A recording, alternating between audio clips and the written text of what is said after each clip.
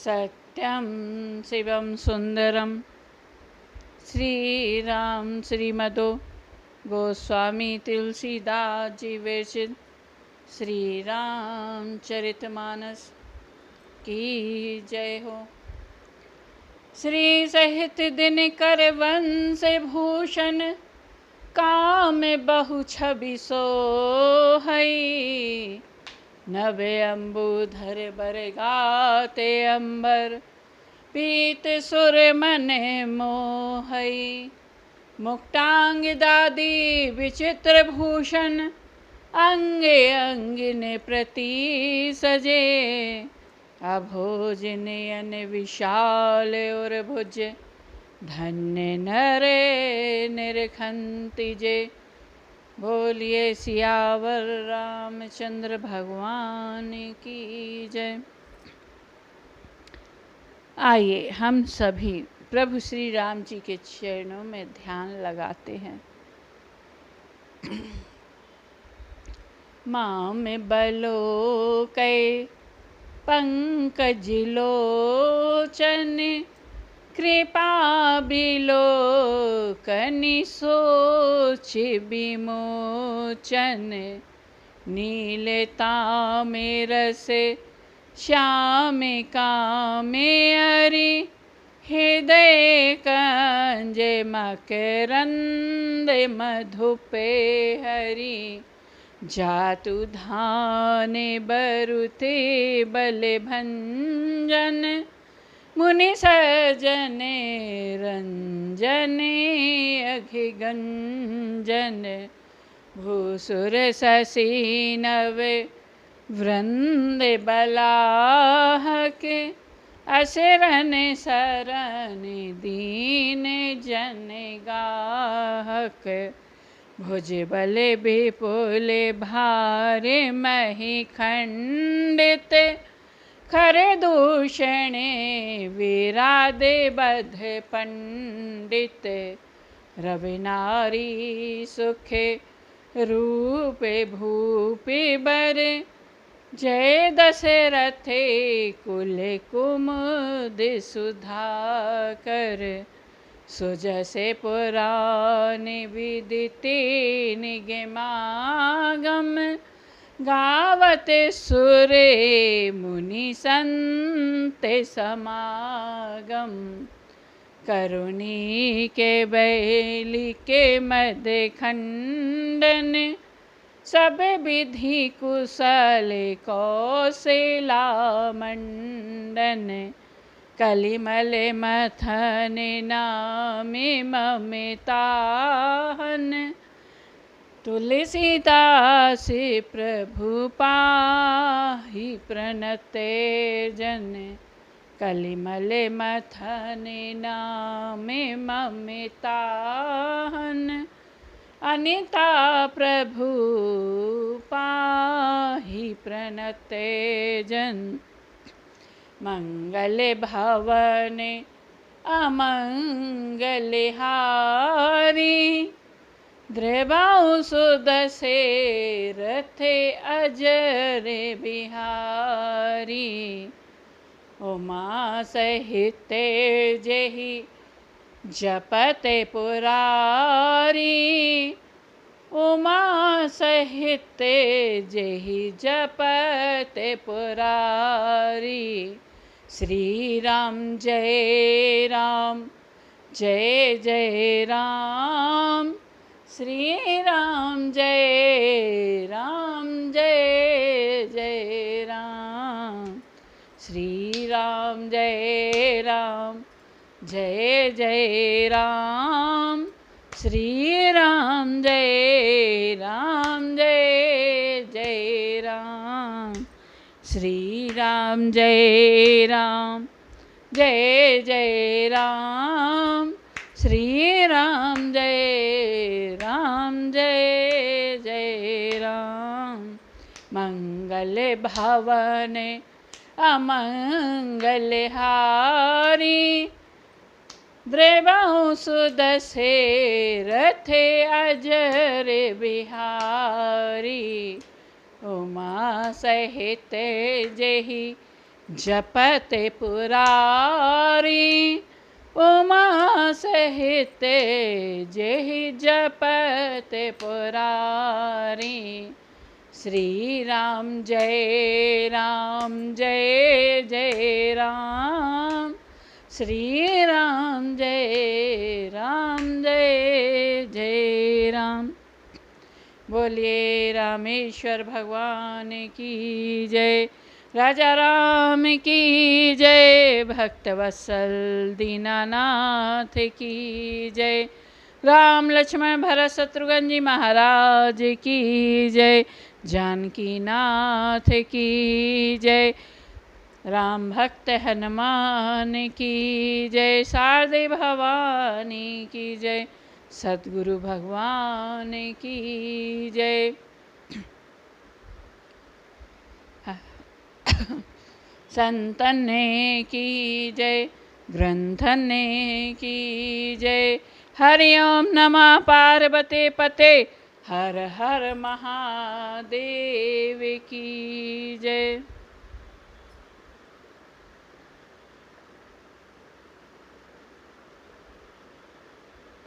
शंकर रूपी गुरुदेव के चरणों में कोटि कोटि वंदन करती हूँ। हे भोलेनाथ, कृपा कीजिएगा।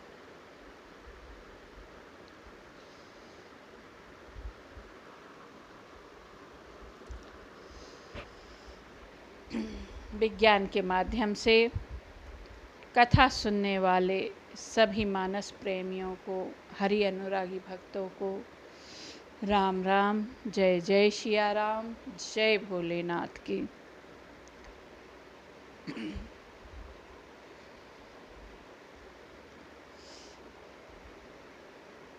कथा को आरंभ करने से पहले हम कहेंगे कि कल हमने कथा को कहाँ विराम किया था।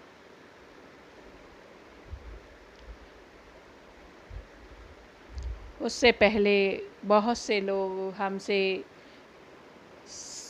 पूछते हैं कि आप लाइव क्यों नहीं आ रहे, तो उनको हम बता दें कि अभी कोरोना काल चल रहा था और चल रहा है अभी भी। वो तो सरकार ने लॉकडाउन खोल दिया है सुबह से शाम के 6 बजे तक, लेकिन लाइव तो आएंगे,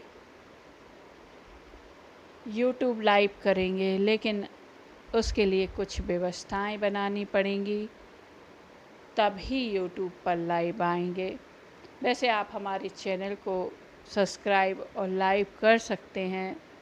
हमारे द्वारा गाई हुई कथा में संगीत तो नहीं है, लेकिन वो शरणागति भाव है जो हर भक्त का होना चाहिए।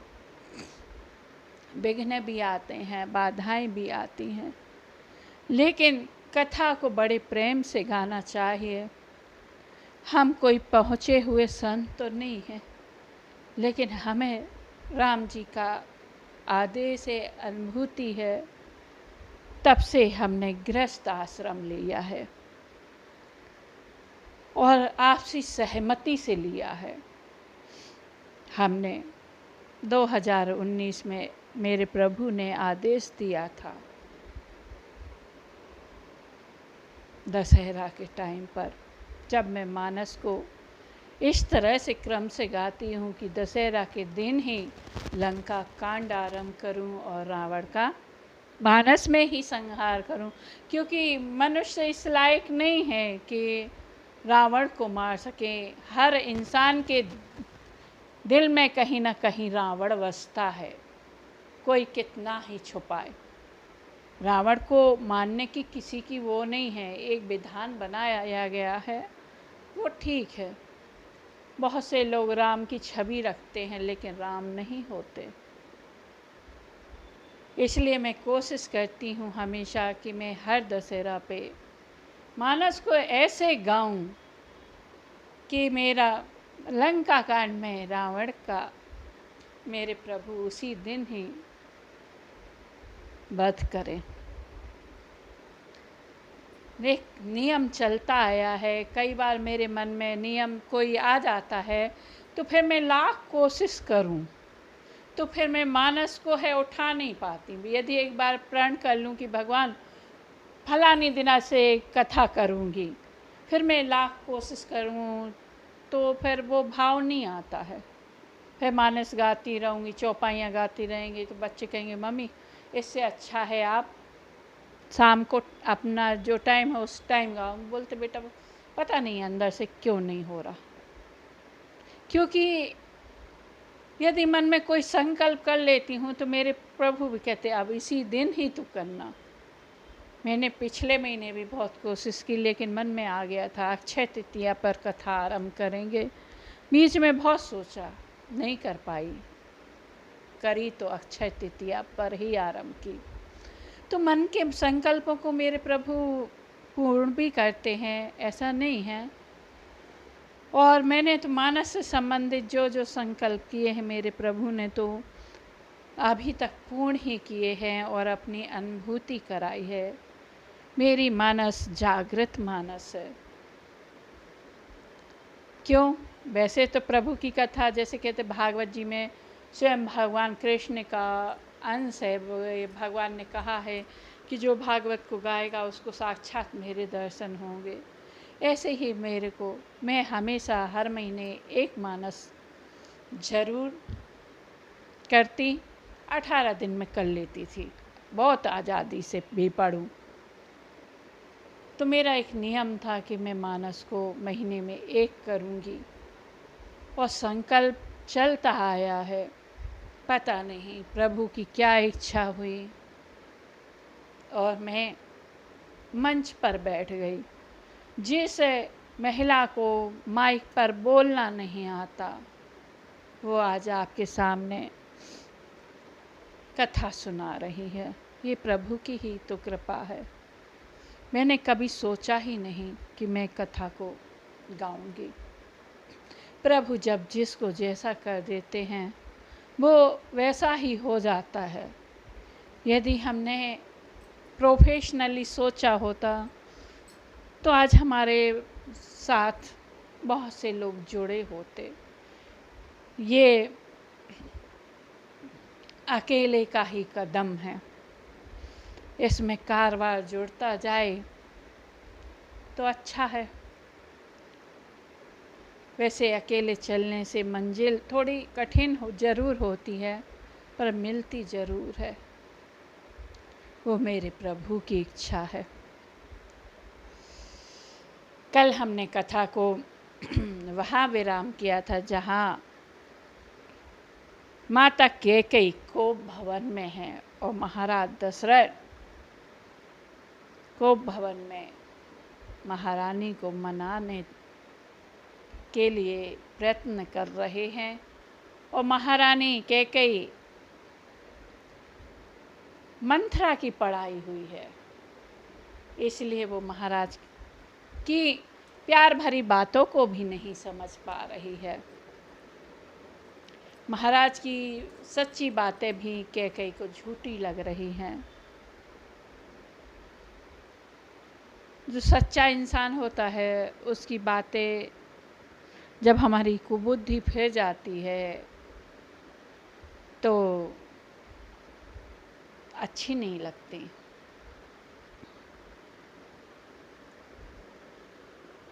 कैकेयी कहती है सुनहु प्राणे प्रिय भावत जी का, देहु एक बर भर तहि टीका, मांगौ दूसर बर कर जोरी, पुर बहुनाथ मनोरथ मोरी। कैकेयी कहती हैं हे प्राण प्रिय सुनिए, मेरे मन को भाने वाला एक वर तो दीजिए।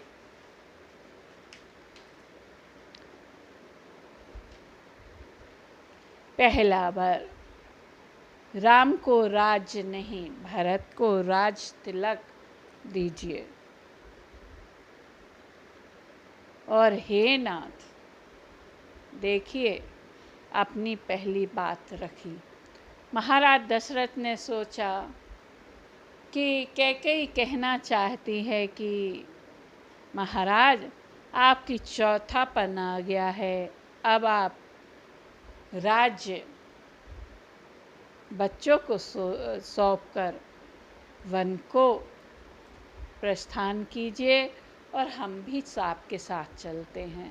इसलिए जब कैकेयी माता ने, महारानी ने वर मांगा है, तब महाराज दशरथ की कोई प्रतिक्रिया नहीं हुई। जैसे ही कैकेयी महारानी ने दूसरा वर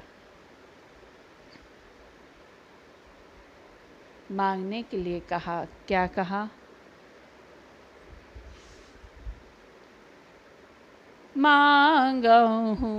मांगऊँ दूसरे बरे कर जोरी,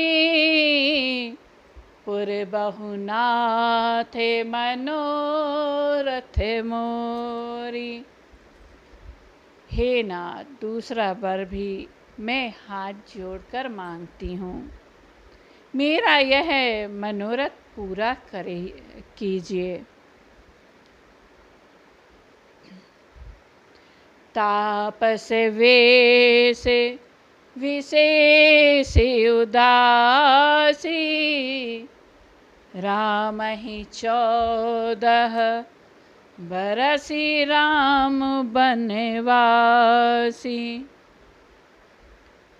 सुनु मृदु बचन भूप ये शोकु, शशि कर छुअत विकल जिमि कोकु।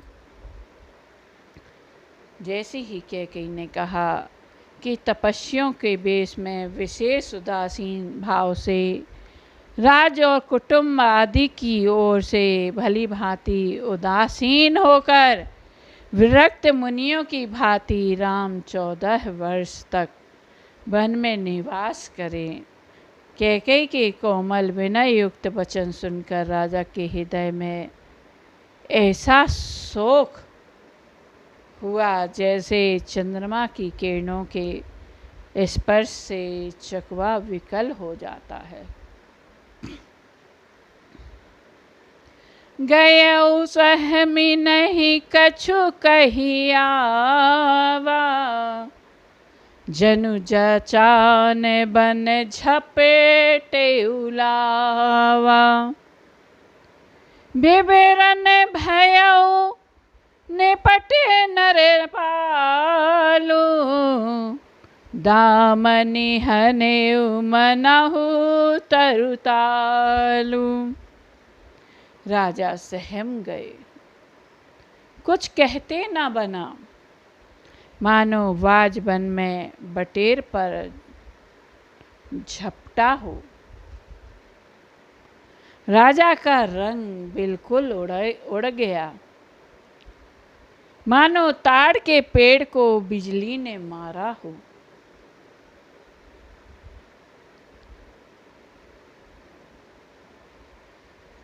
जैसे किसी वृक्ष के ऊपर बिजली गिरने से वह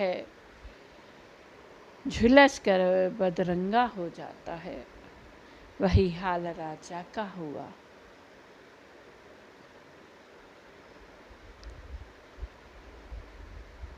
माथे हाथ मूंदी दो लोचन, तनु धरि सोचे लागी जनु सोचन। मोर मनोरथी सुर तर फूला, भरत कर्णि जिमि हतेउ समूला। माथे पर हाथ रखकर दोनों नेत्र बंद करके राजा ऐसे सोचने लगे मानो साक्षात सोच ही शरीर धारण कर सोच कर रहा हो। हमने बड़े बुजुर्गों से सुना है कि माथे पे हाथ कभी नहीं रखना चाहिए, अपशगुन होता है। महाराज दशरथ माथे पर हाथ रख के सोच कर रहे हैं। वे सोचते हैं, हाय मेरा मनोरथ रूपी कल्प वृक्ष फूल चुका था, परंतु फलते समय के कई ने हथनी की तरह उसे जड़ समेत उखाड़ कर नष्ट कर डाला। कैकेयी ने अयोध्या को उजाड़ कर दिया और विपत्ति की अचल सुदृढ़ नींव डाल दी।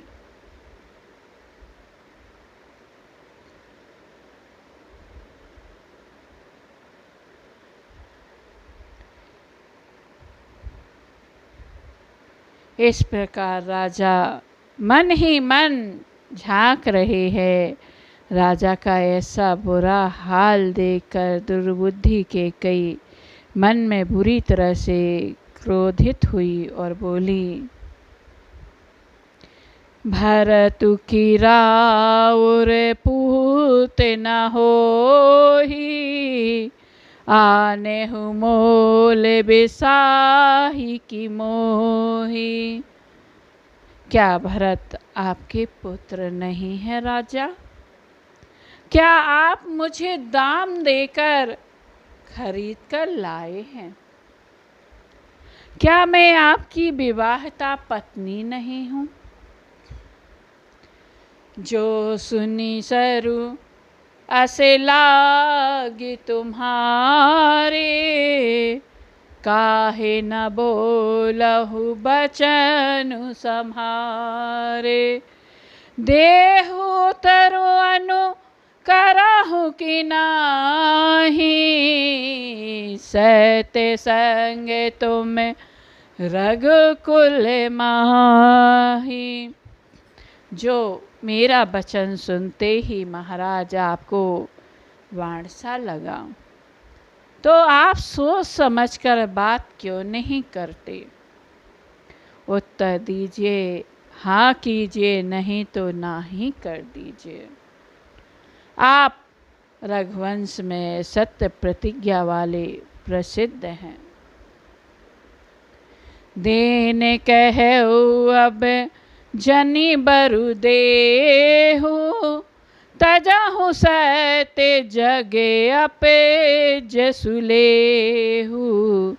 सहते सराहे कहे बरु देना, जानहु ले ही मांगी चबेना। आपने ही वर देने को कहा था महाराज। आप भले ही ना आप मुझे मेरे वर दीजिए, सत्य को छोड़ दीजिए और जगत में आप अपयश लीजिए। सत्य की बड़ी सराहना करके वर देने को कहा था आपने महाराज। समझा था कि यह तो चबेना ही मांग लेगी।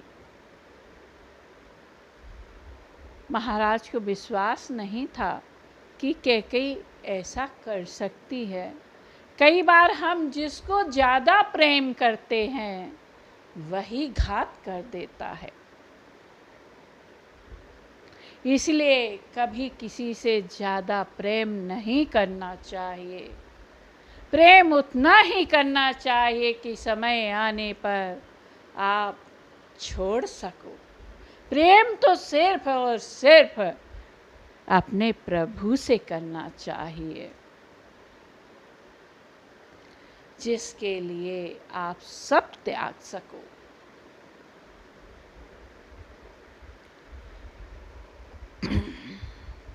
कैकेयी कहती है, सिबी दधीचि बलि जो कछु भाषा, तनु धनु तजेउ बचने पनु राखा। अति कटु बचन कहती के कई, मानहु लोन जरे पर दे। राजा शिवी, दधीची और बलि ने जो कुछ वचन दिया, जो कुछ कहा, शरीर और धन त्याग कर भी उन्होंने अपने वचन की प्रतिज्ञा को निभाया, जिसमें तो राजा बलि ने ब्राह्मण श्रेष्ठ को जो वचन दिया 3 पग भूमि देने का, और उनके गुरु ने मना भी किया कि हे बलि, ये तो साक्षात नारायण हैं, तुझे छलने आए हैं, तू भ्रम में मत रहे, ये तेरा सब कुछ छीन लेंगे। लेकिन राजा ने वचन दिया था, तो वचन को निभाया। ऐसे ही महाराज, आपने मुझे वचन दिया था, या तो आप उन दोनों वरदानों को मुझे दीजिए, वरना मना कर दीजिए, जगत में अपयश लीजिए। कैकेयी बहुत ही कड़वे वचन कह रही है, मानो जले पर नमक छिड़क रही हो।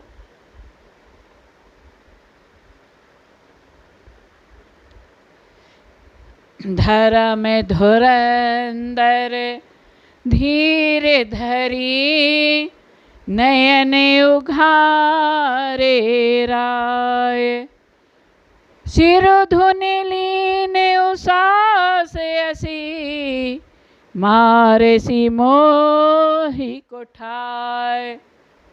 धर्म की धुरी को धारण करने वाले राजा दशरथ ने धीरज धरकर नेत्र खोले और सिर धुनकर तथा लंबी सांसें लेकर इस प्रकार कहा, इसने मुझे बड़े कठोर मारा, ऐसी कठिन परिस्थिति उत्पन्न कर दी जिससे बच निकलना कठिन हो गया।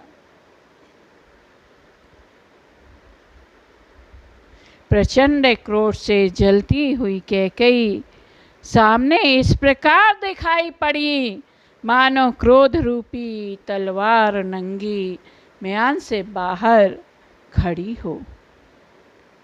कुबुद्धि उस तलवार की मूठ है, निष्ठुरता धार है, और कुबरी मंथरा रूपी सान पर धरकर तेज की हुई है। पत्थर पर धार को बनाते हैं। राजा ने देखा कि यह तलवार बड़ी ही भयानक है और कठोर है, और मन ही मन सोचा, क्या सत्य ही यह मेरा जीवन लेगी? राजा अपनी छाती कड़ी करके बहुत ही नम्रता के साथ उसे कैकेयी महारानी को प्रिय लगने वाली वाणी बोले, हे प्रिय, हे भीरू, विश्वास प्रेम को नष्ट करके ऐसी बुरी तरह के वचन कैसे कह रही हो? मोरे भरत राम दुई आँखें, सत्य कहऊ करी शंकर साखी। मेरे तो भरत और रामचंद्र 2 आँखें हैं, अर्थात एक से हैं। यह मैं शंकर जी को साक्षी देकर सत्य कहता हूँ।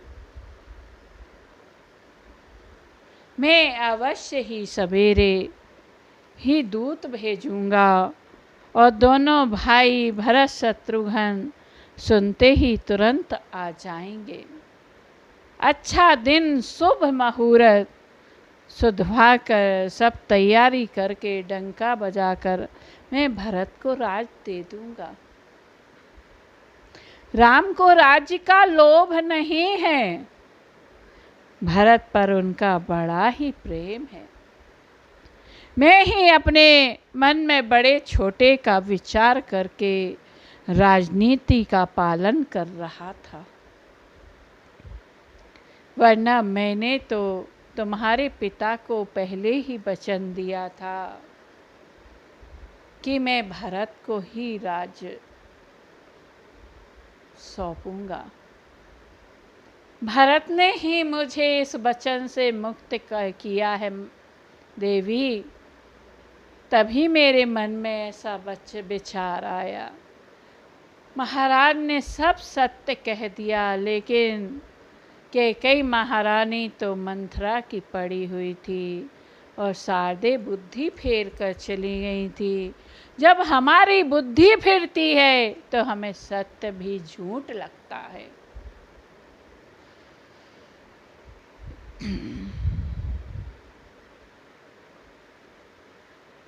महाराज कहते हैं, मन में बड़े छोटे का विचार करके राजनीति का पालन कर रहा था, बड़े को राज तिलक देने जा रहा था। मुझे सबसे पहले तुमसे आकर आज्ञा लेनी थी हे प्रिय, ये मेरी गलती हो गई।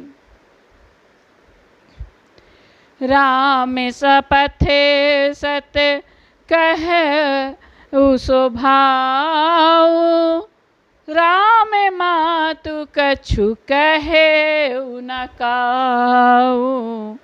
मैं सब कीने तो ही बिनु पूछे, तहि ते परे मनोरथ छूचे। राम की 100 बार सौगंध खाकर मैं स्वभाव से ही कहता हूँ हे प्रिय, राम की माता कौशल्या ने इस विषय में मुझसे कभी कुछ नहीं कहा। अवश्य बिना तुमसे पूछे यह सब मैंने किया, इसी से मेरा मनोरथ खाली गया। अब क्रोध छोड़ दे और मंगल साज सज। कुछ ही दिनों बाद भरत युवराज होंगे। एक ही बात का मुझे दुख लगा कि तूने दूसरा वरदान बड़ी अड़चन का मांगा है। अरे शत्रु भी जिसकी सपने में बुराई नहीं करते हैं, वो भला क्या माता के प्रतिकूल होगा? सोचो जरा। एक बार की बात है, प्रभु श्री राम जी और रावण में युद्ध हो रहा था। वहां से रावण बाण चलाता, यहाँ से मेरे प्रभु बाण छोड़ते। कभी राम जी घायल होते तो कभी रावण घायल होता। और मेरे प्रभु जब रावण के सारथी और रथ को नुकसान पहुंचाते और रावण के बाण सब खत्म हो जाते, तो मेरे प्रभु कहते हैं कि हे लंकेश, जाओ कल फिर आना, आज तुम्हारे पास रथ नहीं है, कल फिर युद्ध करेंगे। उस बात को याद करके रावण की आंखों में आंसू थे। मंदोदरी रावण के जख्मों पर लेप लगा रही थी महारानी, और कहती हैं कि महाराज, आपने एक से एक युद्ध किए, कभी आपको ऐसे नहीं देखा धीर, आपकी आंखों में आंसू नहीं आए। तब रावण कहता है कि हे प्रिय, मैंने संसार में बहुत से शत्रु देखे, पर राम सरीखा शत्रु नहीं देखा, जो अपने दुश्मन से कहता है कि हे लंकेश जाओ कल फिर आना युद्ध करने। वो चाहते तो हमें मार सकते थे, हम राक्षस प्रवृत्ति के हैं, हम लोगों को निहत्था देखकर प्रहार कर देते हैं, पर वो ऐसा नहीं करते हैं। हे मंदोदरी, मैं तो ईश्वर से यही प्रार्थना करता हूँ कि मैं जब जब जन्म लूँ तो मुझे राम जैसा ही शत्रु मिले, बल्कि मुझे राम ही शत्रु के रूप में मिले, जिनके स्नेह की सराहना रावण करता हो, जो राम को अपना शत्रु मानता है। तो हे प्रिय, यहाँ महाराज दशरथ कह रहे हैं कि जिस राम की सराहना उसके शत्रु भी करते हैं, वो भला तुम्हारे प्रतिकूल कैसे रह सकता है? तुम भी तो राम को बहुत प्रेम करती हो। आज तुम्हारी बुद्धि को क्या हो गया है? किसने हर ली है? तुम आज अपने प्राणों से प्यारे पुत्र को वनवास दे रही हो। देखिए, कैकेयी अम्मा वाकई में राम जी से बहुत प्यार करती थी, छत्राणी थी, महाराज दशरथ के साथ कभी कभी युद्ध करने भी जाती थी। एक छत्राणी ही वनवास दे सकती है, क्योंकि उसका हृदय मजबूत होता है। इसलिए मेरे प्रभु ने कैकेयी अम्बा से कहा था कि माँ, जब मुझे पिताजी राज दें तो आप मुझे राज्य की जगह वनवास दे देना, क्योंकि मैं वो मुकुट लेके आना चाहता हूँ जो बलि ले गया था, क्षमा चाहती हूँ, बाली ले गया था। मैं उसी मुकुट को सिर पर धारण करूँगा।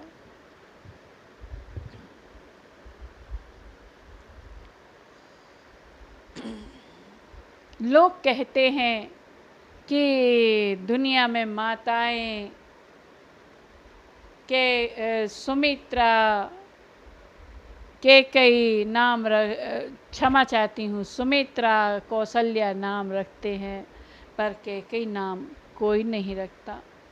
हम तो ये कहते हैं कैकेयी जैसी कोई हो ही नहीं सकती त्याग की मूर्ति, जिसने अपने बच्चे को वन भेजने के लिए अपयश सह लिया, यहाँ तक कि अपने पुत्र की दृष्टि में बहुत ही बुरी माँ बन गई और विधवापन भी लिया। कैकेयी जैसी त्याग की मूर्ति कोई हो नहीं सकती, इसलिए दुनिया में कोई दूसरी कैकेयी पैदा ही नहीं हुई और कोई कैकेयी नाम रखता भी नहीं है। मेरी सोच तो यही है।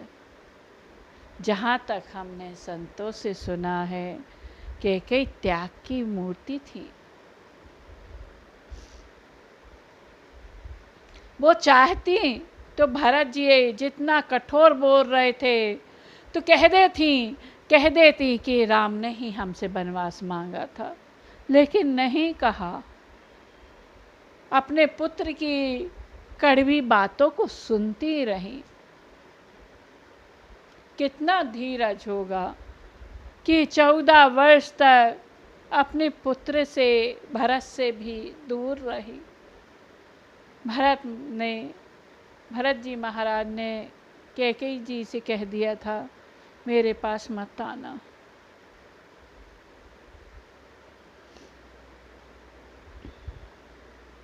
कोई हो सकता है क्या त्याग की मूर्ति? वही कैकेयी महारानी आज निष्ठुर बनी हुई है। हमेशा जिंदगी के 2 पहलू को देखना चाहिए, कभी एक पहलू को नहीं देखना चाहिए। निष्ठुरता के पीछे की वजह भी जाननी चाहिए क्या है। मानस हमें ये सिखाता है। मानस ये नहीं सिखाता कि हम कैकेयी अम्बा को बुरा कहें।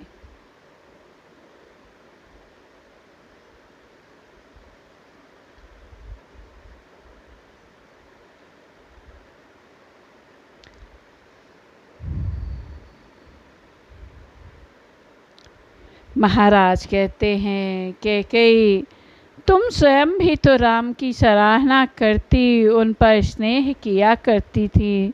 अब यह सुनकर मुझे संदेह हो गया कि तुम्हारी प्रशंसा स्नेह कहीं झूठे तो नहीं थे। जिसका स्वभाव शत्रु को भी अनुकूल है, वह माता के प्रतिकूल आचरण क्यों करेगा। हे प्रिय, हंसी और क्रोध छोड़ दे और विवेक उचित अनुचित विचार कर वर मांग, जिससे अब मैं नेत्र भर भरत का राज्याभिषेक देख सकूं।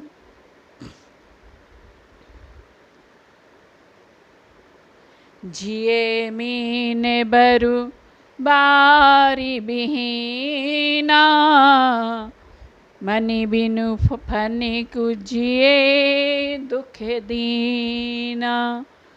कहु स्वभाव न छलु मन माही, जीवन मोरे राम बिनु नाई।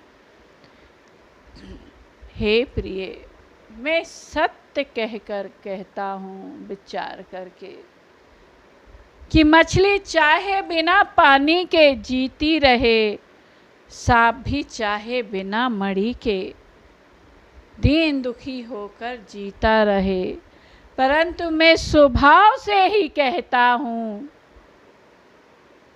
मन में जरा भी छल रखकर नहीं, कि मेरा जीवन राम के बिना नहीं है।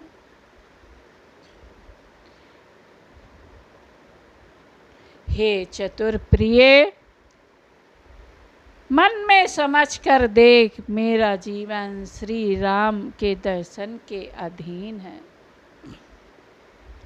राजा के कोमल वचन सुनकर दुर्बुद्धि कैकेयी अत्यंत मन ही मन जल रही है, मानो अग्नि में घी की आहुति पड़ रही हो।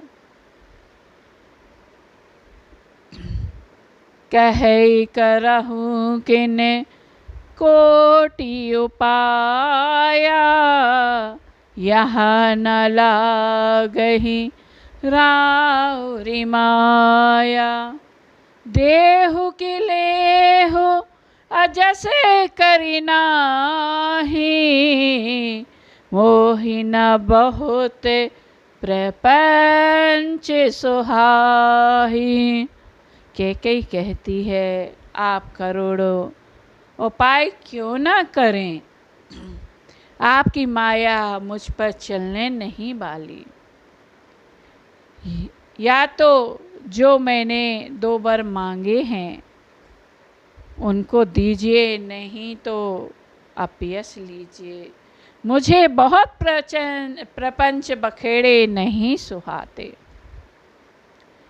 राम साधु तुम साधु सयाने, राम मातु भली सबे पहचाने।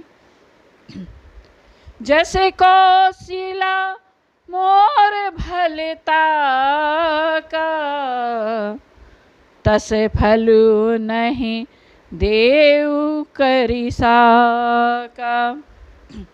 राम साधु हैं, आप सायाने साधु है।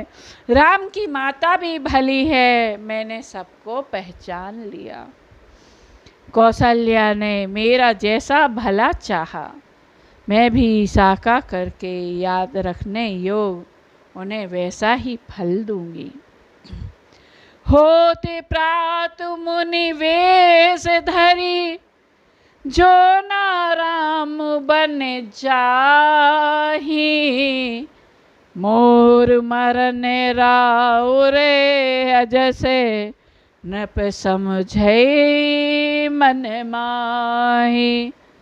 सवेरा होते ही मुनि का वेश धारण कर यदि राम वन को नहीं जाते तो हे राजन, मन में निश्चय समझ लीजिए कि मेरा मरना और आपका अपयश जरूरी है।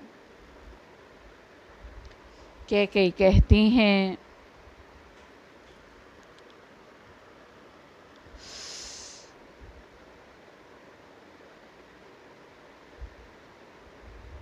अस कही कुटिल भई उठी ठाणी। मानहु रोष तरंग निबाड़ी। पाप पहाड़ प्रगट भई सोई। भरी क्रोध जल जाई न जोई। ऐसा कहकर कुटिल कैकेयी उठ खड़ी हुई, मानो क्रोध की नदी उमड़ी हो। क्रोध रूपी जल से भरी ऐसी भयानक है कि देखी नहीं जाती नदी।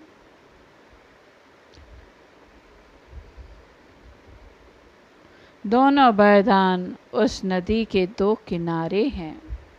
कैकेयी का कठिन हठ ही उसकी तीव्र धारा है। कुबरी मंथरा के बचनों की प्रेरणा ही भंवर है। यह क्रोध रूपी नदी राजा दशरथ रूपी वृक्ष को जड़ मूल से ढाती हुई विपत्ति रूपी समुद्र की ओर सीधी चली है। लखी नरेश बात फुरी साची। तिय मिस मीचु शीस पर नाची। गही पद विनय कीन बैठारी। जनि दिन करे कुल होसी कुठारी। मांगु माथे अब ही देव तो ही। राम बिरहे जनि मारसी मोही। राखु राम कहु जहि तहि भांति। नहीं ता जरई जनम भरी छाती। राजा ने मन में समझ लिया कि बात सचमुच सच्ची है। स्त्री के बहाने मेरी मृत्यु ही मेरे सिर पर नाच रही है। फिर भी राजा ने कैकेयी जी के चरण पकड़कर उन्हें बिठाकर विनती की कि तू सूर्य कुल रूपी वृक्ष के लिए कुल्हाड़ी मत बन। तू मेरा हे देवी मस्तक मांग ले, मैं तुझे अभी दे दूं। पर राम के विरह में मुझे मत मार। जिस किसी प्रकार से ही तू राम को रख ले, नहीं तो जन्म भर तेरा हृदय, तेरी छाती जलती रहेगी। फिर बाद में पछताने से कुछ नहीं होगा।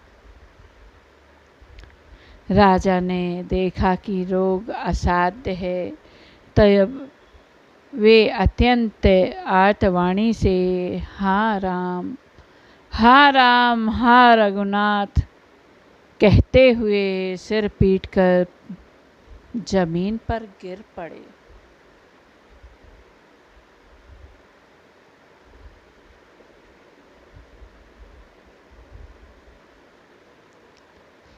राजा व्याकुल हो गए। उनका शरीर शिथिल पड़ गया। हथनियों ने कल्प के वृक्ष को जैसे उखाड़ फेंका हो। कंठ सूख गया, मुंह से बात नहीं निकलती, मानो पानी के बिना पाहिना नामक मछली तड़प रही हो। कैकेयी फिर कड़वे और कठोर वचन बोली, मानो घाव में जहर भर रही हो। कहती है, जो अंत में ऐसा ही करना था तो आपने मांग मांग किस बल पर कहा। हे राजा, ठहाकर माकर हंसना और गाल फुलाना, क्या ये दोनों एक साथ हो सकते हैं? दानी भी कहलाना और कंजूसी भी करना, क्या राजपूती में क्षेम कुशल भी रह सकती है ऐसा करने से? लड़ाई में बहादुरी भी दिखावे और कहीं चोट भी ना लगे। या तो वचन की प्रतिज्ञा ही छोड़ दीजिए या धैर्य धारण कीजिए, जो असहाय स्त्री की भांति रोए पीटिए नहीं। सत्यवती के लिए तो शरीर, स्त्री, पुत्र, घर, धन और पृथ्वी सब तिनके के बराबर कहे गए हैं। कैकेयी के मर्म भेदी वचन सुनकर राजा ने कहा, तू जो चाहे कह, तेरा कुछ भी दोष नहीं है। मेरा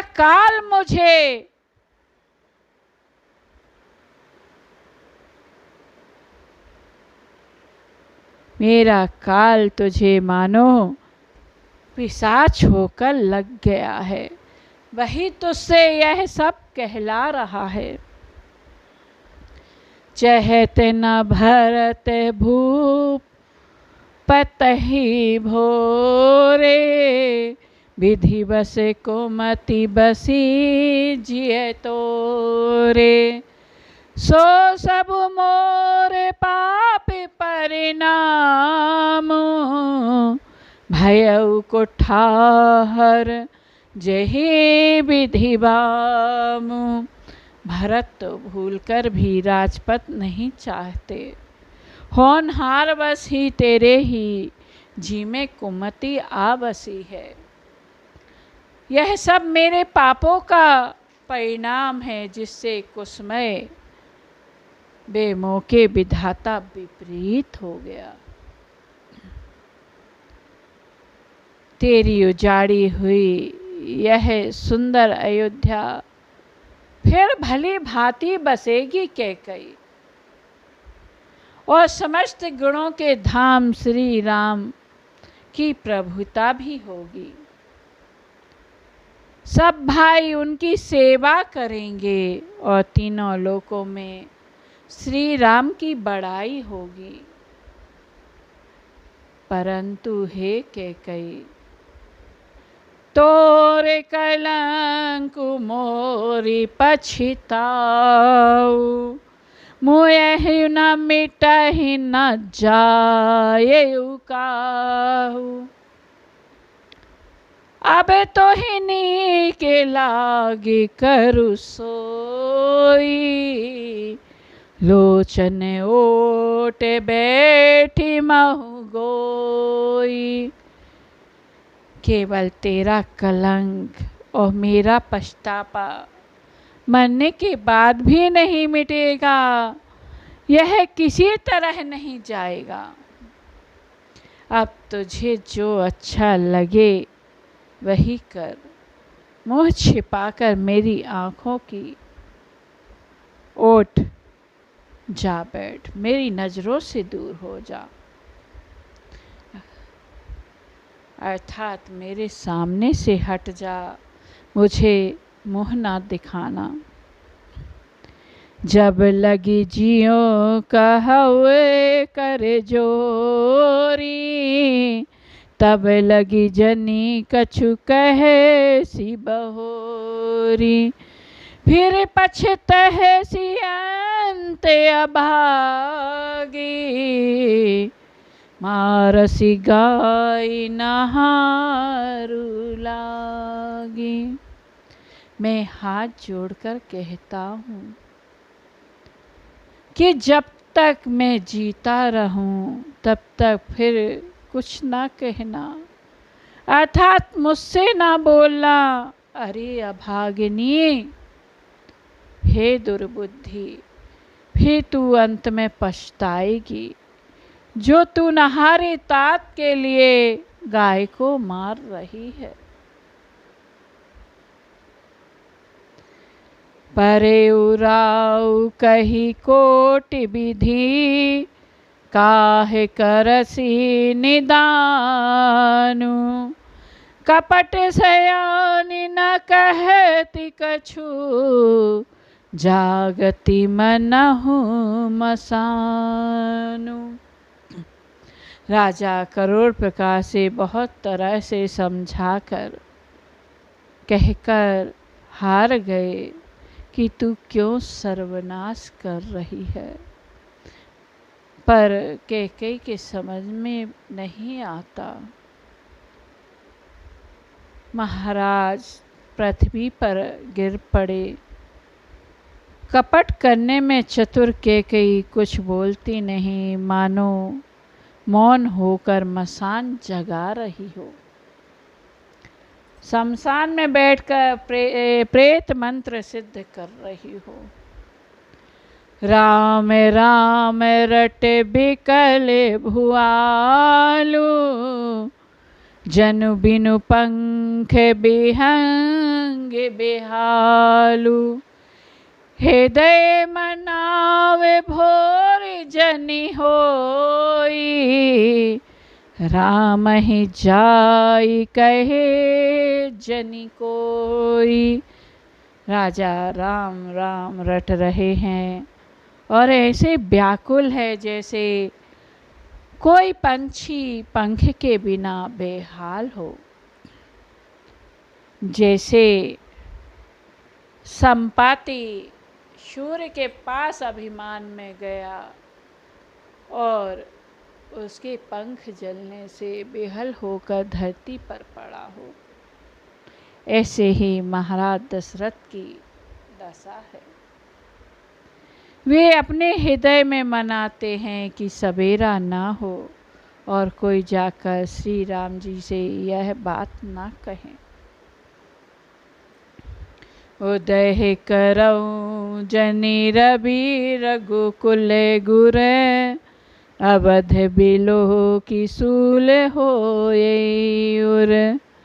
भूप प्रीति के कई कठिनाई, ओ भय अवधि विधि रची बनाई। रघुकुल के गुरु बड़ेरे मूल पुरुष सूर्य भगवान, आप अपना उदय न करें। महाराज दशरथ कहते हैं, अयोध्या को बेहाल देखकर आपके हृदय में बड़ी पीड़ा होगी। राजा की प्रीति और कैकेयी की निष्ठुरता दोनों को ब्रह्मा ने सीमा तक रचकर बनाया है।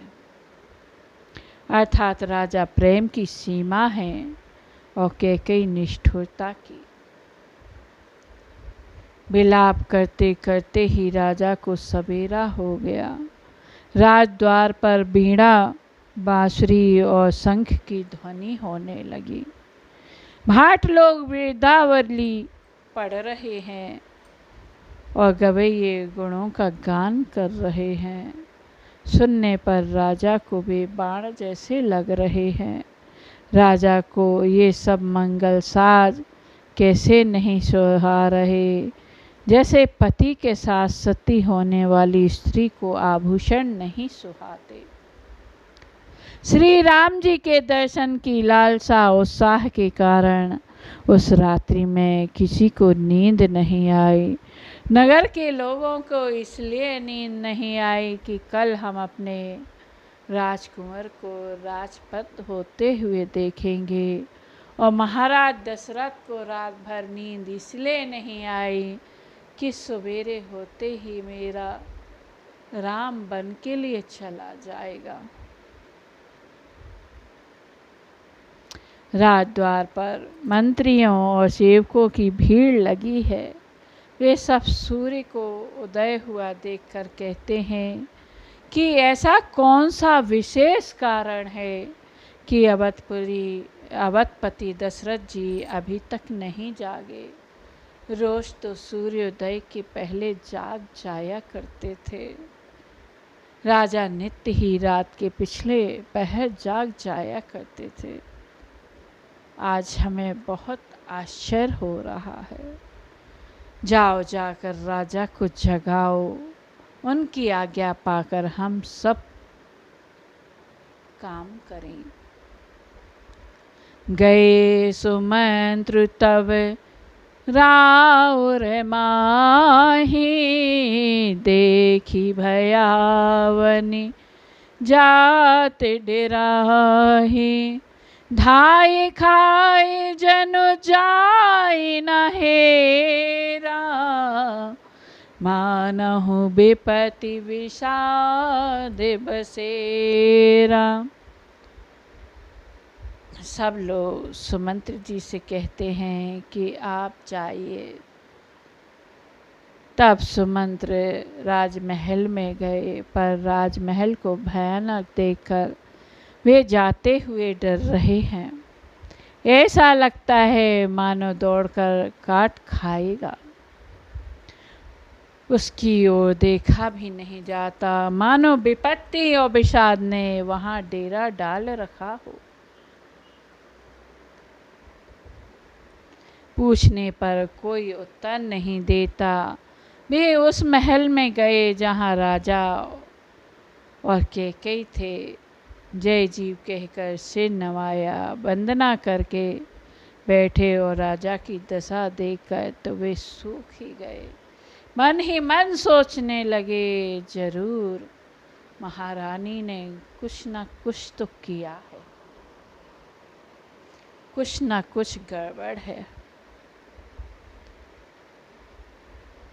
देखा कि राजा सोच से व्याकुल हैं। चेहरे का रंग उड़ गया है, जमीन पर ऐसे पड़े हैं मानो कमल जल जड़ छोड़कर, जड़ से उखड़कर मुरझाया पड़ा हो।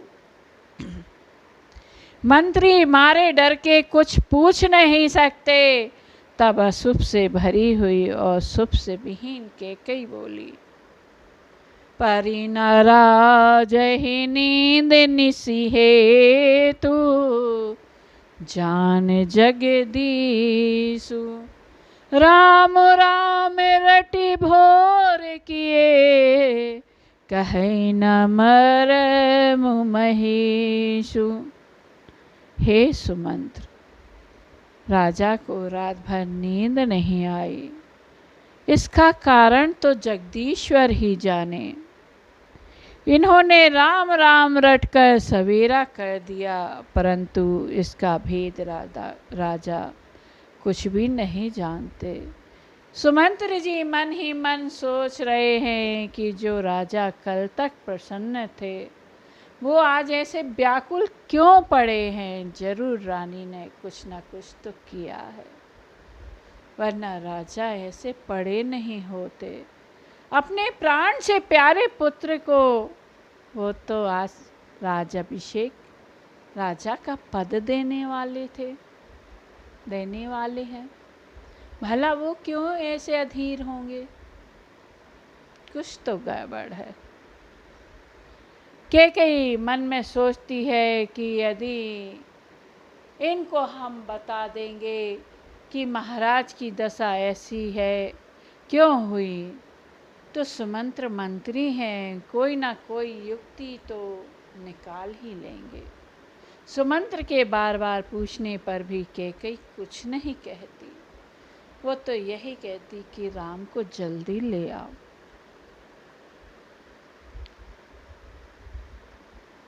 तुम जल्दी राम को बुला लाओ, तब आकर समाचार पूछना। राजा का रुख जानकर सुमंत्र जी चले। समझ गए कि रानी ने कुछ चाल की है।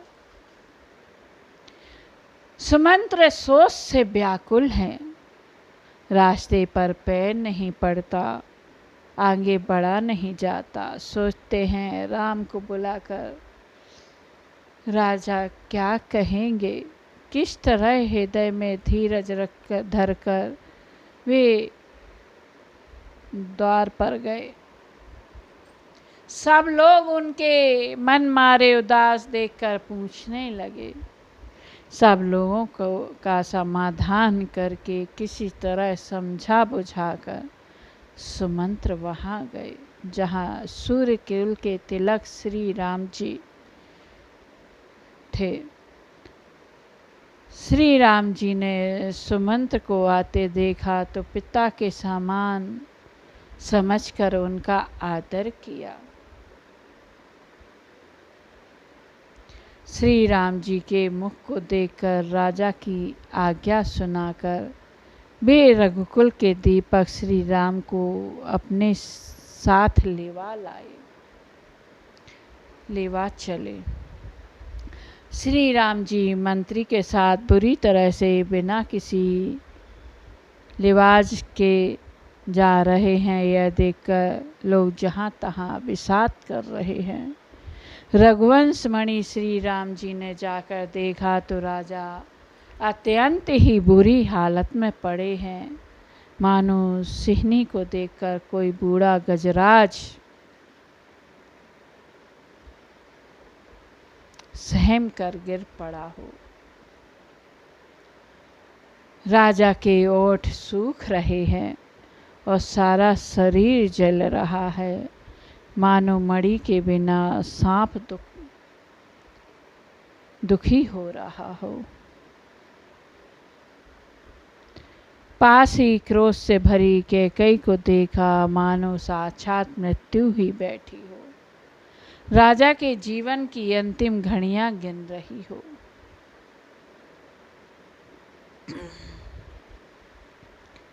करुणामय मृदुराम स्वभाव, प्रथम दीखे दुख सुना न काऊ। तदपि धीर धरे समौ विचारी, पूछी मधुर बचन महतारी। श्री राम जी का स्वभाव कोमल और करुणामय है। उन्होंने अपने जीवन में पहली बार यह दुख देखा। इससे पहले कभी उन्होंने दुख सुना भी ना था, तो भी समय का विचार करके हृदय में धीरज धरकर उन्होंने मीठे वचनों से माता कैकेयी से पूछा, मोहि कहु मातु तात दुखे कारण, करई जतने जेहि होई निवारण।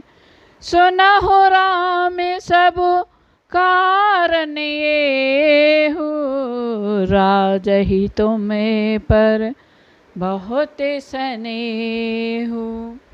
देन कीन है मोहि दोई वरदाना, मांगे जो कछु मोहि सुहाना। सो सुनि भयउ भूप और सोचू, छाड़ी न सकहि तुम्हारे संकोचू। मेरे प्रभु श्री राम जी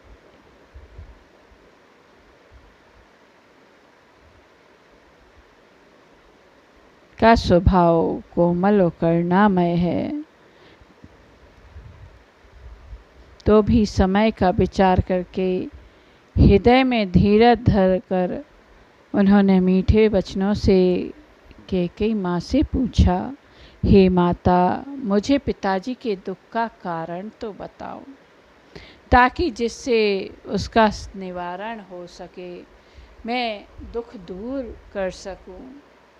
वह यत्न किया जाए। कैकेयी ने कहा, हे राम सुनो, सारा कारण यही है कि राजा का तुम पर बहुत स्नेह है। इन्होंने मुझे 2 वरदान देने को कहा था। मुझे जो कुछ अच्छा लगा सो मैंने मांग लिया। उसे सुनकर राजा के हृदय में सोच हो गया, क्योंकि ये तुम्हारा संकोच छोड़ नहीं सकते। इधर तो पुत्र का स्नेह है, उधर वचन प्रतिज्ञा। राजा इसी धर्म संकट में पड़ गए हैं। यदि तुम कर सकते हो तो राजा की आज्ञा शिरोधार्य करो और इनके कठिन कलेश को मिटाओ। राम जी कहते हैं,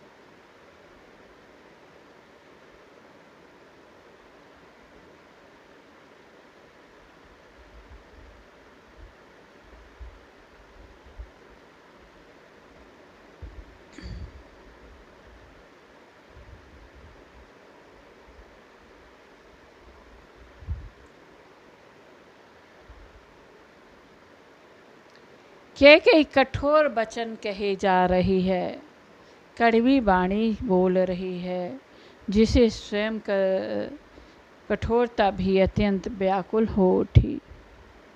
जीव धनुष है, वचन बहुत से तीर हैं और मानो राजा ही कोमल निशाने के समान है। इस सारे साज सामान के साथ मानो स्वयं कठोरपन श्रेष्ठ वीर का शरीर धारण करके धनुष विद्या सीख रहा है। श्री रघुनाथ जी को सब हाल सुनाकर वह ऐसे बैठी है मानो निष्ठुरता ही शरीर धारण किए हुए है। मन मुस्काई भानु कुल भानु, राम सहजे आनंद निधानु। बोले बचन विगते सब दूषण, मृदु मंजुले जनु बाग विभूषण। सुनो जननी सोई सोते बड़े भागी, जो पितु मातु बचने अनुरागी।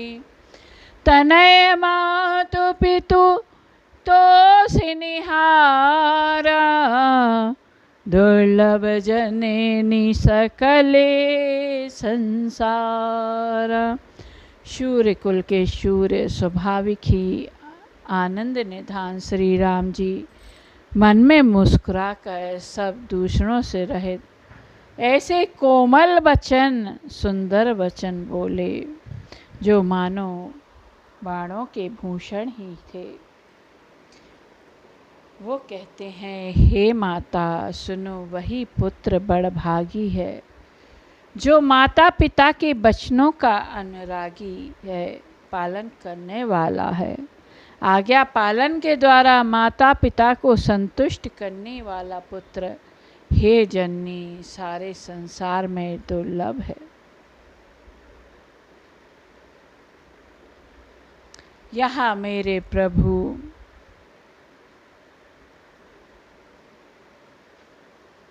कैकेयी को जननी कहकर पुकार रहे हैं। जननी क्यों कह रहे हैं?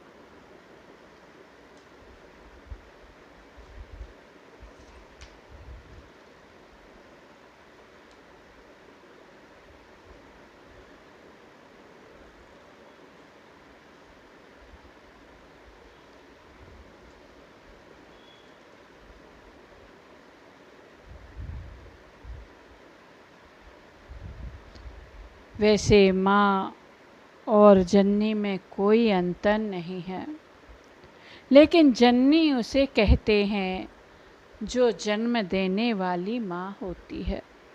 और जो जन्म देने वाली माँ होती है अपने बच्चे के मन के भावों को समझने वाली होती है। मेरे बच्चे के मन का भाव क्या है? छोटा सा बच्चा होता है साल भर का, जब वह रोता है तो उसकी माँ समझ जाती है।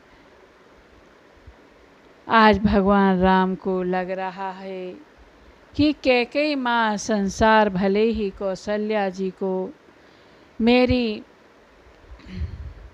जननी के रूप में जानता हो, लेकिन मुझे तो लगता है कि सच्चे अर्थों में आप मेरी जननी हैं, क्योंकि तुम्ही ने मेरे मन के भावों को समझा है। मेरे मन में यह भाव था कि मुझे ही राजा क्यों बनाया जा रहा है। मैं चाहता था संतों के दर्शन करूं, भ्रमण करूं। अपने इस बेटे के मन के भाव को आपने प्रकट किया, इसलिए मुझे तो लगता है सच्चे अर्थों में आप ही मेरी जननी हैं। इसलिए राम जी यहाँ 3 बार जननी शब्द कहकर बुलाते हैं और हाथ जोड़कर कहते हैं, माँ आप मुझे बताओ कारण क्या है। पूरी बात बताई। भगवान प्रसन्न हुए और अपने पिताजी के पास आए। दशरथ जी महाराज मन ही मन प्रार्थना कर रहे हैं। क्या कर रहे हैं?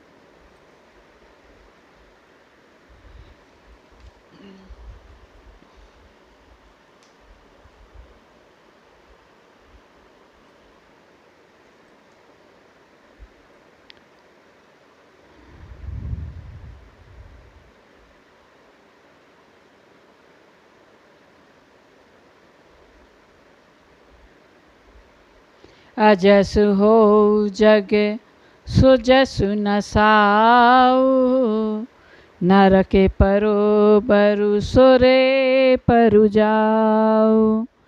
सबे दुख दुसहे सुहा बहु मोही, लोचन ओट राम जनि होही।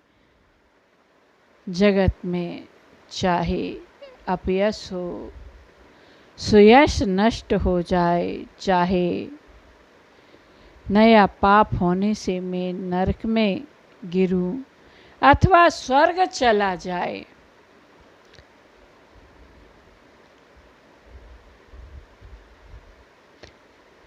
पुण्यों के फलस्वरूप मिलने वाला स्वर्ग चाहे मुझे ना मिले, और भी सब प्रकार के दुसह दुख आप मुझे सहन करा लें।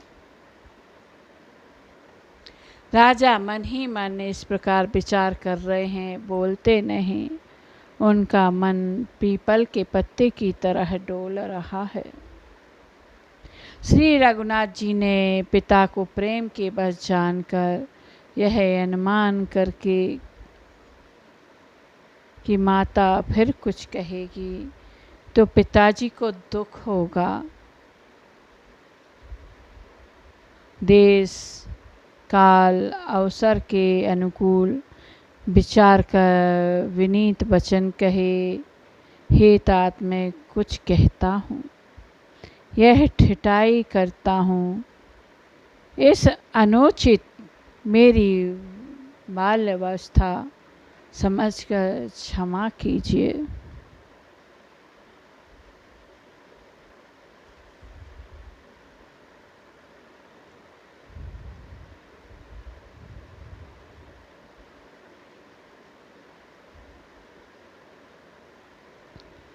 इस अत्यंत तुच्छ बात के लिए इतना दुख पाया हे तात?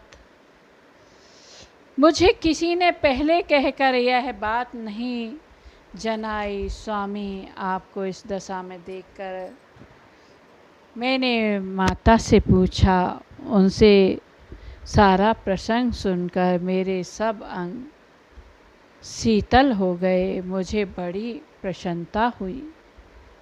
हे पिताजी, इस मंगल के समय स्नेहवश होकर सोच करना छोड़ दीजिए। हृदय में प्रसन्न होकर मुझे आज्ञा दीजिए।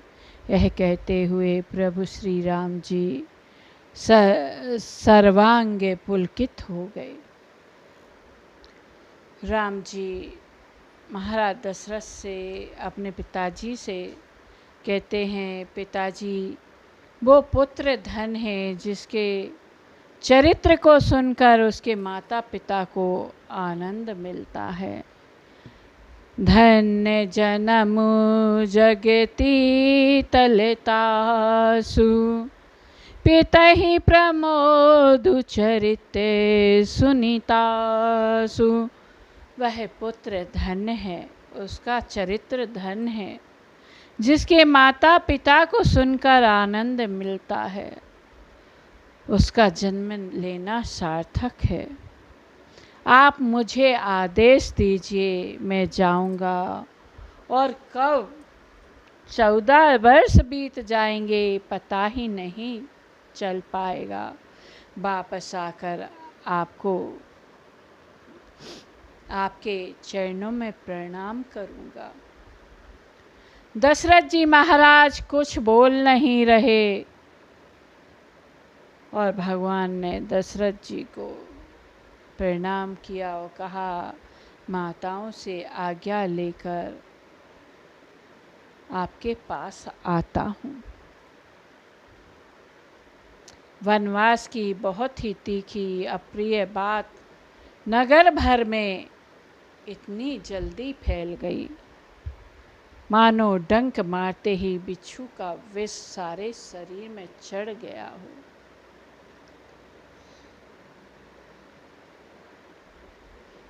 ब्राह्मणों की स्त्रियां, कुल की माननीय बड़ी बूढ़ी और कैकेयी की परम प्रिय थी, उसके शील की सराहना करके उसे सीख देने लगी। सिय की पिए सगु परिहरई, लखनु करहि धाम। राजू की भूजब भरतपुर, नृपु की जियहि बिनु राम। सभी आपस में बातें करती हैं, कहती हैं, क्या सीता जी अपने पति श्री राम जी का साथ छोड़ देंगी? क्या लक्ष्मण जी श्री राम जी के बिना घर रह सकेंगे? क्या भरत श्री राम जी के बिना अयोध्या का राज भोग सकेंगे? और क्या राजा श्री राम जी के बिना जीवित रह सकेंगे? अर्थात सीता जी यहाँ रहेंगी, अर्थात सीता भी यहाँ नहीं रहेगी, ना ही लक्ष्मण जी रहेंगे, ना भरत जी ही राज करेंगे और ना राजा ही जीवित रहेंगे। सब उजाड़ हो जाएगा। कैकेयी कोई उत्तर नहीं देती। वह दुसह क्रोध के मारे रूखी हो रही है। ऐसे देखती है मानो भूखी बाघिन हिरनियों को देख रही हो। तब सखियों ने रोग को असाध्य जानकर उसे छोड़ दिया। सब उसको मंद बुद्धि अभागिनी कहती हुई चल दी।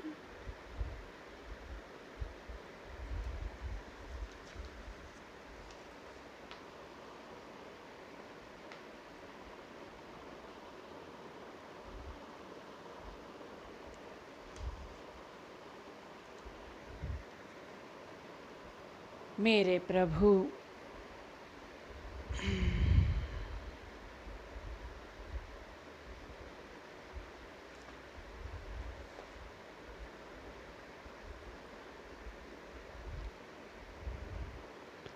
रघुकुल तिलक श्री राम जी ने दोनों हाथ जोड़कर आनंद के साथ माता के चरणों में से नवाया। माता ने आशीर्वाद दिया, अपने हाथ हृदय से लगाया, उन पर गहने तथा कपड़े न्यौछावर किए। मेरे प्रभु जैसे ही कौशल्या माता के भवन में आए हैं,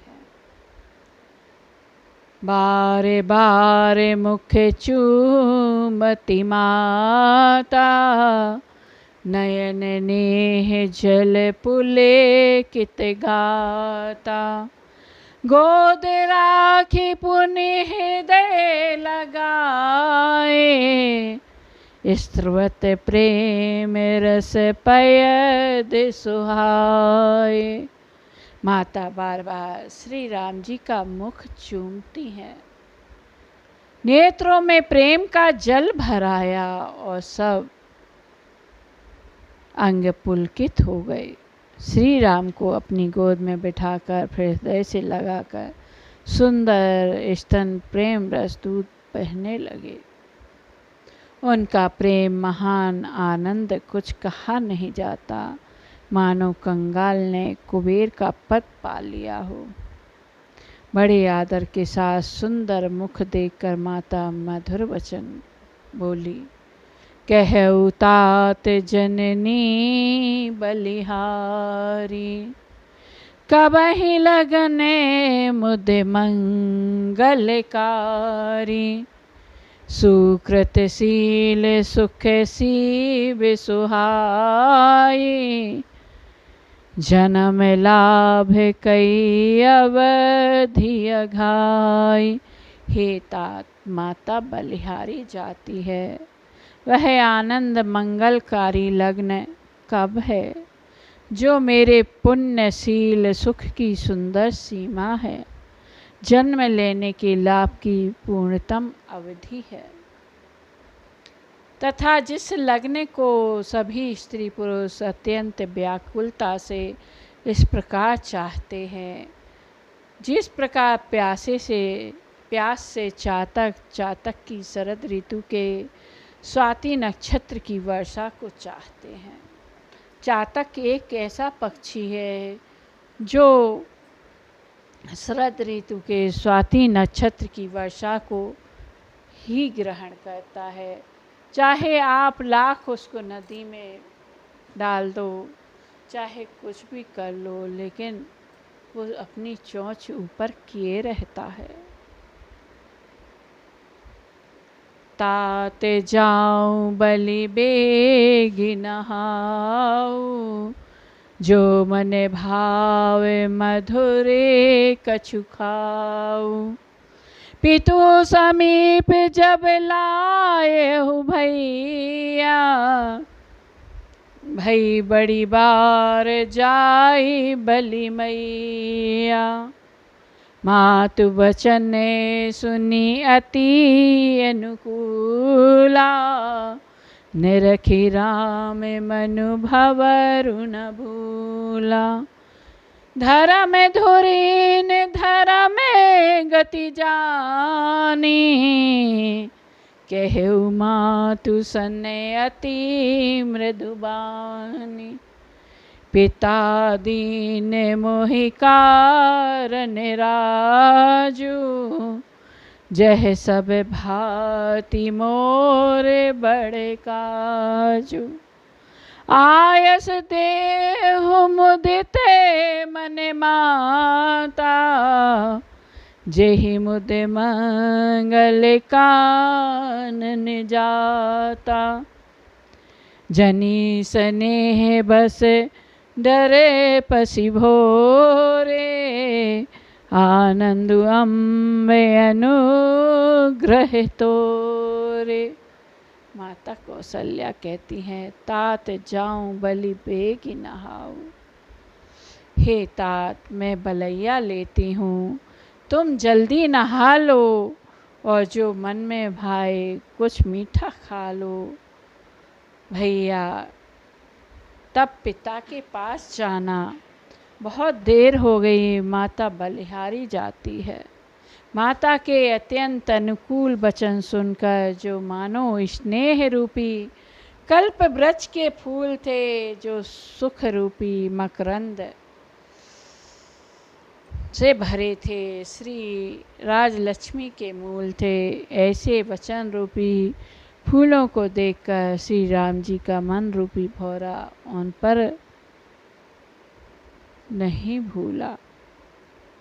धर्म धुरीण श्री राम जी ने धर्म की गति को जानकर माता से अत्यंत कोमल वाणी से कहा, हे माता, पिता ने मुझे कानन का राज्य दिया है। प्रभु ने सीधे सीधे ये नहीं कहा कि माता मुझे वन दे दिया। कानन शब्द कह रहे हैं।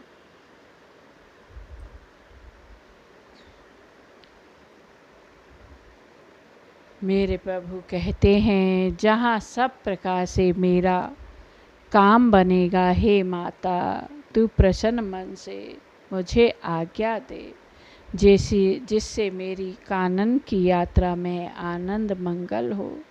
मेरे स्नेह बस भूल कर भी डरना नहीं।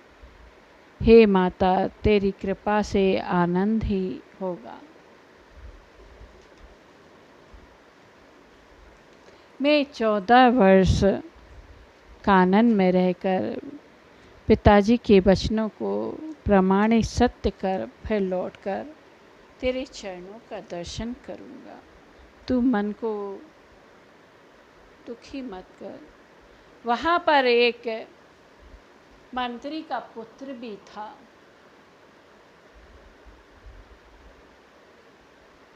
प्रभु का इशारा पाते ही उसने कहा कि माता कौशल्या कहती हैं, बेटा ये कानन क्या होता है?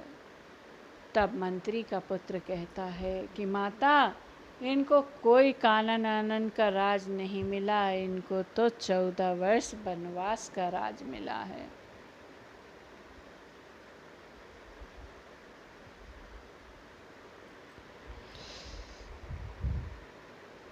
मेरे प्रभु कहते हैं, हे माँ, मुझे आशीर्वाद दो। मैं 14 वर्ष वन में रहकर पिता के वचनों को प्रमाण कर सत्य कर फिर लौटकर तेरे चरणों का दर्शन करूँगा। तू मन को मलान दुखी न कर।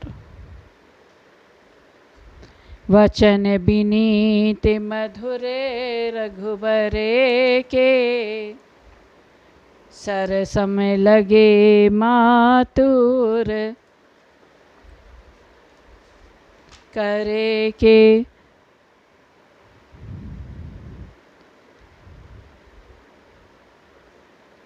सह में सुख सुनि शीतल बानी, जिमी जवास परे पावस पानी। रघुकुल में श्रेष्ठ श्री राम जी के बहुत ही नम्र और मीठे वचन माता के हृदय में बाण के समान लगे और कसने लगे। उस शीतल वाणी को सुनकर कौशल्या वैसी ही सहम गई जैसे बरसात का पानी पड़ने से जवासा सूख जाता है।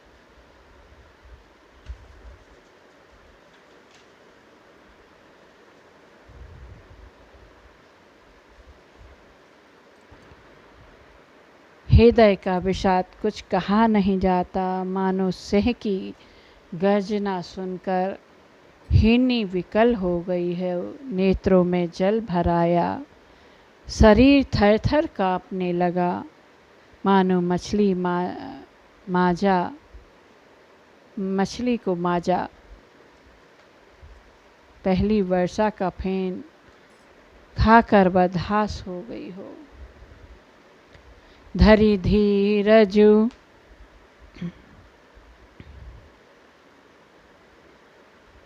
सुत बदनु निहारी, गद गद वचन कहती महतारी। तात पितहि तुम्हें प्राण प्यारे, देखी मुदिते नित्य चरिते तुम्हारे। धीरज धरकर पुत्र का मुख देखकर माता गदगद वाणी में कहती है, हे तात, तुम तो पिता के प्राणों के समान प्रिय हो। तुम्हारे चरितों को देख देख कर वे नित्य प्रसन्न होते हैं। राज देने के लिए उन्होंने ही शुभ दिन सुधवाया था, फिर अब किस अपराध से वन जाने को कहा है। हे तात, मुझे इसका कारण सुनाओ। सूर्यवंश रूपी वन को जलाने के लिए अग्नि कौन हुआ? तब श्री राम जी का रुख देखकर मंत्री के पुत्र ने सब कारण समझाकर कहा। उस प्रसंग को सुनकर वे चुप रह गईं। उनकी दशा का वर्णन नहीं कहा जा सकता। राखी न सकई न कही सक जाहु, दुहि भांति उरदारन दाऊ। ना ही पुत्र को रख सकती हैं, ना यह कह सकती हैं कि तुम वन चले जाओ। दोनों ही प्रकार से बड़ा भारी संताप हो रहा है। मन में सोचती हैं कि देखो, विधाता की चाल सदा सबके लिए टेढ़ी होती है। लिखने लगे चंद्रमा और लिख गया राहु। धर्म और स्नेह दोनों ने कौशल्या जी की बुद्धि को घेर लिया। उनकी दशा सांप और छुछुंदर की सी हो गई। वे सोचने लगी, यदि मैं अनुरोध झट करके पुत्र को रख लेती हूँ तो धर्म जाता है और भाइयों में विरोध होता है, और यदि वन जाने को कहती हूँ तो बड़ी हानि होती है। इस प्रकार के धर्म संकट में पड़कर रानी विशेष रूप सोच के बस हो गई। फिर बुद्धिमती कौशल्या स्त्री धर्म, पतिव्रत धर्म को समझकर राम तथा भरत दोनों पुत्रों को समान जानकर सरल स्वभाव राम महतारी, बोली बचन धीर धरि भारी। तात जाऊ बलि कीन्हुनी का, पितु आयस सब धर्म के टीका। राजु देन कहि दीन बनू, मोहि न सो दुख लेसु। तुम बिनु भरतहि भूपतहि, प्रजहि प्रचंड कलेसु। सरल स्वभाव वाली श्री राम जी की माता बड़ा धीरज धर कर बोली, हे तात, मैं बलिहारी जाती हूँ। तुमने अच्छा किया। पिता की आज्ञा का पालन करना ही सब धर्मों का शिरोमणि धर्म है। राज देने को कहकर वन दिया, उसका मुझे लेस भी दुख नहीं है। दुख तो इस बात का है कि तुम्हारे बिना भरत को, महाराज को, प्रजा को बड़ा भारी कलेश होगा।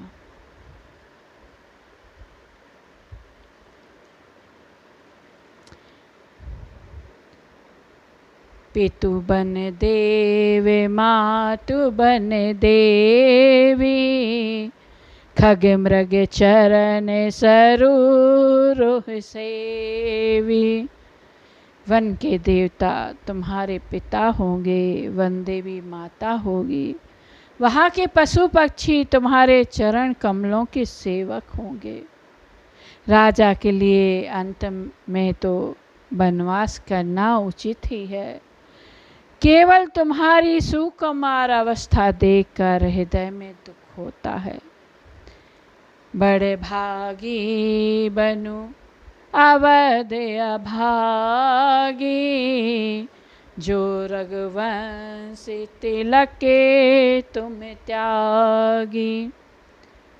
हे रघुवंश के तिलक, वन बड़ा भाग्यवान है, यह अवध अभागी है जिसे तुमने त्याग दिया। हे पुत्र, यदि मैं कहूँ मुझे भी साथ ले चलो, तो तुम्हारे हृदय में संदेह होगा कि माता इसी बहाने मुझे रोकना चाहती है। हे पुत्र, तुम सभी के परम प्रिय हो, प्राणों के प्राण और हृदय के जीव हो।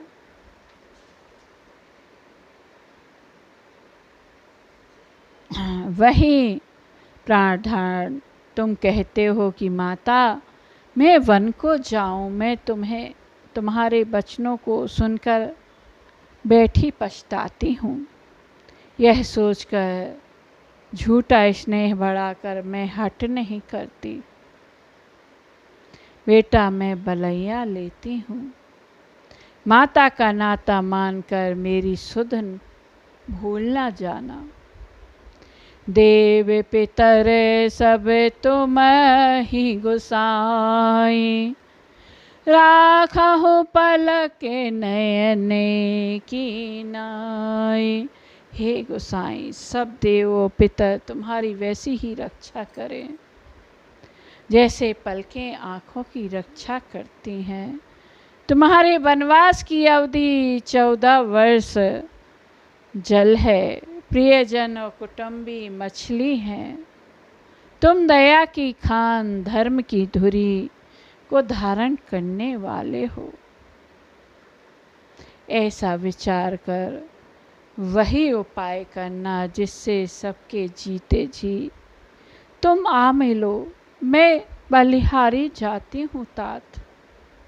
तुम सेवकों, परिवार वालों और नगर भर को अनाथ करके सुखपूर्वक वन को जाओ। सब कर आज सुकृते फल बीता, भयउ कराल कालु विपरीता। बहुविधि विलाप चरण लपटानी, परम अभागनी आप ही जानी। आज सबके पुण्यों का फल पूरा हो गया, कठिन काल हमारे विपरीत हो गया। बहुत विलाप करके अपने को परम अभाग्नि जानकर माता कौशल्या श्री राम जी के चरणों में लिपट गई। हृदय में भयानक दुसह संताप हो रहा है। उस समय के बहुविधि विलाप का वर्णन नहीं किया जा सकता। श्री राम ने माता को उठाकर हृदय से लगा लिया और फिर कोमल वचन कहकर उन्हें समझाया। समाचार ते ही समय सुनी, सिए उठी अकुलाई। जाई सासु पद कमल जुग, बंदी बैठी सिरुनाई। उसी समय यह समाचार सीता जी को मिला। वो उकला कर उठी और सास के पास जाकर उनके चरण कमलों में वंदना कर सिर नीचा करके बैठ गई।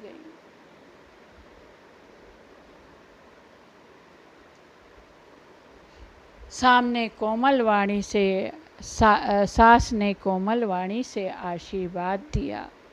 वे सीता को अत्यंत सुकुमारी देखकर व्याकुल हो उठी। रूप की राशि और पति के साथ पवित्र प्रेम करने वाली सीता जी नीचा मुख किए बैठे सोच रही थी। चलन चहते बन जीवन नाथु, कही सुकृति सन होई साथु। कि तनु प्राण की केवल प्राणा, विधि कर तब कछु जाई न जाना। जीवननाथ प्राणनाथ वन को चलना चाहते हैं। देखें किस पुण्यवान से उनका साथ होगा। शरीर और प्राण दोनों साथ जाएंगे या केवल प्राण ही से इनका साथ होगा। विधाता की करनी कुछ जानी नहीं जाती। सीता जी अपने सुंदर चरणों के नखों से धरती कुरेद रही हैं। ऐसा करते समय नुपुरों का जो मधुर शब्द हो रहा है, कभी उसका इस प्रकार वर्णन करते हैं कि मानो प्रेम के वश होकर नुपुर यह विनती कर रहे हैं कि सीता जी के चरण कभी हमारा त्याग ना करें। सीता जी सुंदर नेत्रों से जल बहा रही हैं। उनकी यह दशा देखकर श्री राम जी की माता कौशल्या जी बोली, तात सुनहु से अति सुकुमारी, सास ससुर परिजन ही प्यारी। हे तात सुनो, सीता अत्यंत ही सुकुमारी है तथा सास ससुर और कुटुंबी सभी को प्यारी है। इनके पिता जनक जी राजाओं के शिरोमणि हैं, ससुर सूर्य कुल के सूर्य हैं और पति सूर्य कुल रूपी कुमुद वन को खिलाने वाले चंद्रमा तथा गुण रूप के भंडार हैं। फिर मैंने रूप की राशि, सुंदर गुण और शील वाली प्यारी पुत्र वधू पाई है। मैंने इन जानकी को आँखों की पुतली बनाकर इनसे प्रेम बढ़ाया है और अपने प्राण इनमें लगा रखे हैं। मैंने लाड चाव से बड़े स्नेह रूपी जल से सींच कर इन्हें पाला है। अब इस लता के फूलने फलने के समय विधाता बाम हो गया। कुछ जाना नहीं जाता इसका क्या परिणाम होगा। पलंग पीठ तजी गोद हिंडोरा, सियना दीन पगु अवनी कठोरा। सीता ने पर्यंक पृष्ठ पलंग के ऊपर गोद और हिंडोलों को छोड़कर कठोर पृथ्वी पर कभी पैर नहीं रखा। मैं सदा संजीवनी जड़ी के समान सावधानी से इनकी रखवाली करती हूँ। कभी दीपक की बत्ती हटाने को भी नहीं कहा।